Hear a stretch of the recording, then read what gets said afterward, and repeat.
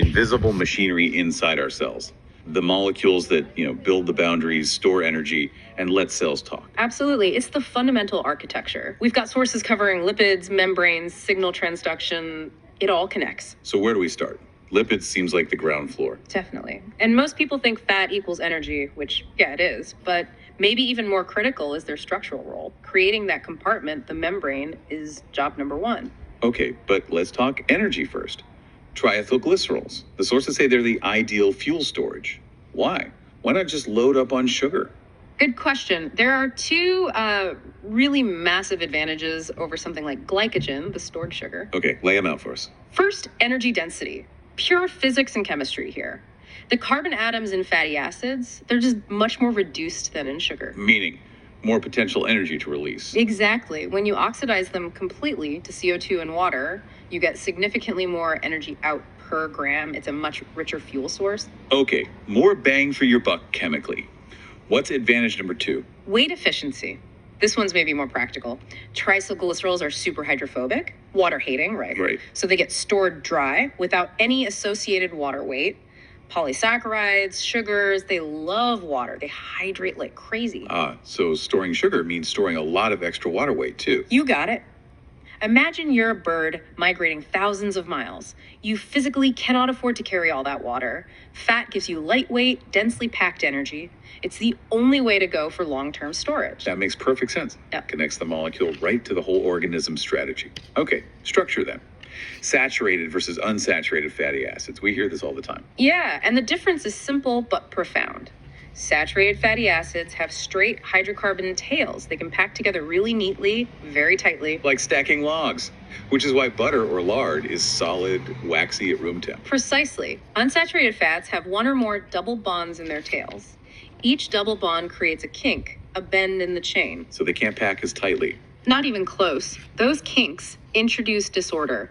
It forces them further apart, making them liquid, like oils, at room temperature. This difference in packing and fluidity is absolutely crucial for cell membranes. And the sources mention omega-3 and omega-6. What's the key thing to grasp there without getting lost in the numbering? It's all about where that first double bond appears, counting from the tail end, the omega carbon. It seems like a small detail, but it changes the shape and function. And our bodies can't make those specific bonds. Nope. We have to get them from our diet. They're precursors for really important signaling molecules, often involved in inflammation, blood clotting. So that specific position matters a lot physiologically. Okay, so structure dictates function even at that level, which brings us neatly to the main structure they build, biological membranes. The key principle here is amphipathy. Yes, amphipathic molecules. One end loves water hydrophilic. The other end hates water hydrophobic. Put them in water and they don't dissolve randomly. They have to organize themselves to hide the hydrophobic tails from the water. It's like they self-assemble. They do. It's driven by thermodynamics. How they assemble depends on their geometry, basically their shape. If the head group is much wider than the tail, They form micelles, little spheres. right, spherical micelles. Hydrophobic tails tucked inside, hydrophilic heads facing the water. Useful for some things like absorbing fats. But for a cell boundary, we need something that encloses a space. Exactly. For that, you need the lipid bilayer. This forms when the head group area and the tail area are more similar. They line up tail to tail, forming a sheet with 2 layers. And that sheet can then curve around and seal itself off. Yep. Forms a hollow sphere, a vesicle, or liposome. That's your basic cell compartment, the fundamental structure. And it's not just one type of lipid in there. The sources talk about diversity. Glycerophospholipids are common. Built on glycerol, yeah. 2 fatty acids, a phosphate, and then some kind of polar head group attached to the phosphate. Very common. But then there are sphingolipids. Different backbone. Totally different base. They use an amino alcohol called sphingosine instead of glycerol. The parent molecule is called ceramide. It's a whole other class of membrane lipids. And within sphingolipids, we get glycosphingolipids. What's special about them? Glyco means sugar. So these have sugar chains, oligosaccharides as their head groups instead of phosphate groups. And crucially, they tend to hang out on the outer surface of the plasma membrane. Facing the outside world. Why is that important? Because they're involved in recognition, cell-to-cell communication, interaction with the environment. They're like little flags or identifiers on the cell surface. And here's where it gets really specific, right? The sources link this directly to human blood types. That's a perfect example, your ABO blood group. It's determined, in large part, by the specific sugar structures on the ends of these glycosphingolipids on your red blood cell. Wow, so these lipids are literally part of our identity, telling the immune system who we are. In a very real biochemical sense, yes. Friend or foe signals written in sugar chains on lipids. Okay, so the membrane is this diverse bilayer barrier, but it's not rigid, the fluid mosaic model. Right, fluid is key. Lipids aren't locked in place. They can rotate, they can move laterally, drifting around within their own monolayer pretty freely, like dancers on a crowded floor. But moving from one layer to the other, the flip-flop. That's much harder. The hydrophilic head group would have to travel through the greasy hydrophobic core of the membrane. That's energetically super unfavorable. It happens very, very slowly on its own. Too slow for life's needs. So the cell needs help to move lipids across. It absolutely does, which is why we have specific protein transporters enzymes, really, that catalyze this movement. They maintain the membrane's essential asymmetry. Let's talk about them. The sources named 3 types: flippases, floppases, and scrambloses. Catchy names. They're memorable. So flippases use ATP energy to move specific phospholipids like PE and PS from the outer leaflet to the inner cytoplasmic leaflet. They help create that difference between the layers. Okay, flippases move things in. What about floppases? Floppases also use ATP. Often they're part of the ABC transporter family. They move phospholipids and cholesterol the other way, from the cytoplasmic side to the extracellular side. So flippus and floppus work in opposite directions, actively building asymmetry. Got it. Both need energy, both are specific. What makes scrambloses different? Scrambloses are, well, less picky and don't use ATP. They move any phospholipid across the bilayer, but only down its concentration gradient. Basically, they break down the asymmetry when needed. When would you need that? A key example is apoptosis, programmed cell death. A scramblose gets activated, often by calcium, and it flips phosphatidylserine, PS, normally kept on the inner leaflet, to the outside. That eat me signal tells immune cells to clean up the dying cell. Wow, okay. A loss of asymmetry is a specific signal. Very cool. Now, before we move fully into signaling, one more structural thing: membrane rafts. Or rafts. These aren't just random lipid mixtures, they're specialized microdomains within the membrane. Think of them as little dynamic platforms enriched in certain lipids, particularly sphingolipids and cholesterol. And they're different from the surrounding membrane. Yeah, they tend to be a bit thicker, slightly more ordered, less fluid, sometimes called the low or liquid ordered state compared to the more fluid LD state around them. Cholesterol helps pack the sphingolipids together. Why have these rafts? What's their function? They seem to act as organizing centers. They concentrate specific membrane proteins like receptors and signaling molecules, bringing them together to facilitate interactions, a staging ground for cellular conversations. Perfect transition. Section 3, signal transduction. The membrane isn't just a barrier, it's a communication hub. Absolutely. It holds receptors, allows shape changes, connects cells, and it's where signals from the outside world get converted into responses inside the cell. That's signal transduction. The sources outline some key principles for this. Let's start with specificity and sensitivity. Okay. Specificity is basically like a lock and key. A signal molecule, the ligand, fits precisely into its receptor protein. This binding relies on shape and weak non-covalent interactions. One receptor, one signal, usually. And sensitivity. Sensitivity means the receptors have a very high affinity for their ligands. They can detect and bind them even at incredibly low concentrations. We're talking dissociation constants, KD values, often below 10 ormolar. Tiny amounts trigger a response. But the big effect comes from amplification, right? How does one hormone molecule binding cause a huge cellular change? Through enzyme cascades. This is brilliant.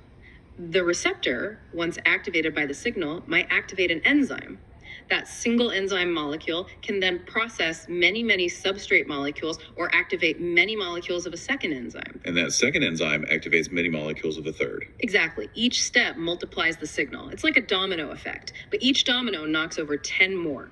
You get exponential amplification from a tiny initial event. This needs messengers. The external signal is the first messenger. What about inside? Inside, we get second messengers. These are small diffusible molecules or ions, things like cyclic AMP, CAMP, calcium ions, IP3 diacylglycerol. Their concentration changes rapidly in response to the first messenger binding the receptor. They spread the signal inside the cell. Okay, so let's look at the receptor systems that kick this off. 2 major types highlighted, GPCRs and RTKs. Let's start with GPCR keys coupled receptors. GPCRs. Yeah, these are huge. Maybe 800 different GPCR genes in humans. They're involved in sensing light, smell, taste, and responding to tons of hormones and neurotransmitters. Super versatile. What are the core components every GPCR system needs? 3 things. 1, the receptor itself, a protein that snakes through the membrane 7 times. 7 transmembrane helices. Okay, the 7-pass receptor. 2, a G protein. This is the intermediary, the switch. It binds GTP when active and GDP when inactive. It physically links the receptor to the next step. And 3, An effector enzyme or ion channel in the membrane. This is the thing the activated G protein turns on or off, the thing that generates a second messenger or changes ion flow. let's use the classic example, the beta-adrenergic pathway for epinephrine adrenaline. What happens? Okay, epinephrine binds to the beta-adrenergic receptor. This binding causes a shape change in the receptor, allowing it to interact with its partner G protein, which is called GSS for stimulatory. And the receptor makes the G protein swap its GDP for GTP? Precisely. The activated receptor acts as a GEF, a guanine nucleotide exchange factor for the GS protein. It pries off the GDP, letting a fresh GTP bind.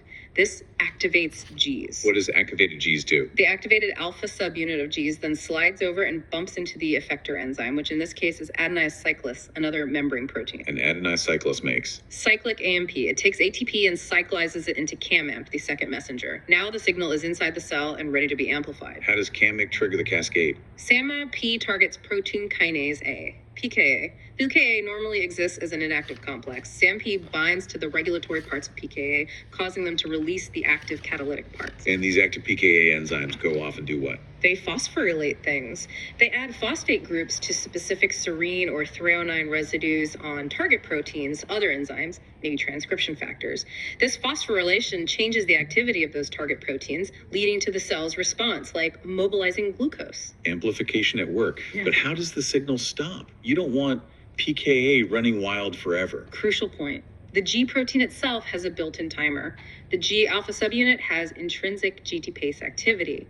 It slowly hydrolyzes the bound GTP back to GDP. So it switches itself off after a short time. Exactly. Once GTP becomes GDP, the G-ALS alpha subunit lets go of adenyl cyclase. Cyclase stops making CAMP, and the system resets, ready for another signal. It ensures the response is brief and tightly controlled.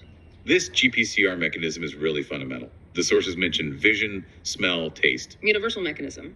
In vision, the receptor is rhodopsin. Light activates it. In smell, olfactory receptors use a G protein called GULF. Taste uses gusducin. Different receptors, different G proteins, different effectors, but the same core logic. And there are ways to shut down even the receptor itself, like with rhodopsin. Yeah, desensitization is key. For rhodopsin, after it's activated, a specific kinase phosphorylates it. Then a protein called arrestin binds to the phosphorylated part, blocking it from activating more G proteins, even if light is still present, stops the signal. Okay, that covers GPCRs. Let's move to the second major type, receptor tyrosine kinases, RTKs. How are they different? Big difference. RTKs have the enzyme activity built right in. They don't need a separate G protein middleman. The cytoplasmic part of the receptor is a pyrosine kinase. So the receptor itself does the phosphorylating. Exactly. They typically work as dimers. When the ligand like insulin or a growth factor binds to the outside parts, it brings the two halves of the receptor dimer together. And that triggers the kinase activity. Yes, through autophosphorylation. Each monomer in the dimer phosphorylates specific tyrosine residues on its partner monomer. This acts like an activation switch, fully turning on the kinase domains. Once the receptor's kinase is active, what does it phosphorylate? It phosphorylates other tyrosine residues, both on itself and on specific intracellular target proteins or adapter proteins.